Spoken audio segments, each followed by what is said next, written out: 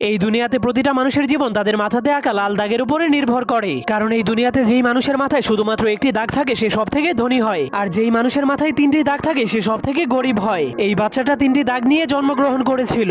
এরপর সে ধীরে ধীরে বড় হওয়ার পর সে দেখতে পায় তাকে শুধু গরিব মানুষের সাথেই থাকতে হয়, আর যাদের মাথায় দুইটি দাগ আছে তাদের গোলামি করতে হয়। এমনকি তাকে দুই দাগওয়ালা মানুষের জন্য সারাদিনই কাজ করতে হয়, যার ফলে দুই দাগওয়ালা মানুষের বাচ্চারা তাকে মারলেও সে কিছুই বলতে পারতো না। এজন্য সে একদিন লুকিয়ে লুকিয়ে তার কপালের একটা দাগকে মুছে ফেলে। এরপর কাউকে কিছু না বলেই লুকিয়ে লুকিয়ে দুই দাগওয়ালা মানুষের রুমের মধ্যে চলে যায়। কিন্তু সে ভিতরে যাওয়ার পর দেখতে পায় সব দুই দাগওয়ালা মানুষের এক দাগওয়ালা মানুষের একদমই চাকরের মতো সেবা করছে, যা দেখার পর সে অনেক অবাক হয়ে যায়। এরপর সে বুদ্ধি খাটিয়ে তার আরেকটা দাগকেও মুছে ফেলে। কিন্তু যখন দুই দাগওয়ালা মানুষেরা দেখতে পায় তার কপালে এক দাগ, তখন তারাও তার সেবা করতে শুরু করে দেয়। তখন সে জীবনের প্রথমবার এত সম্মান পেয়ে অনেক খুশি হয়ে যায়। কিন্তু তখনই হঠাৎ করে উপর থেকে একটা মেশিন চলে আসে। এরপর সকল এক দাগওয়ালা মানুষদেরকে টেনে টেনে উপরে নিয়ে যায়। এরপর সেই মেশিন তাদের মাংসগুলোকে কেটে কেটে তিন দাগওয়ালা মানুষদেরকে খাওয়ার জন্য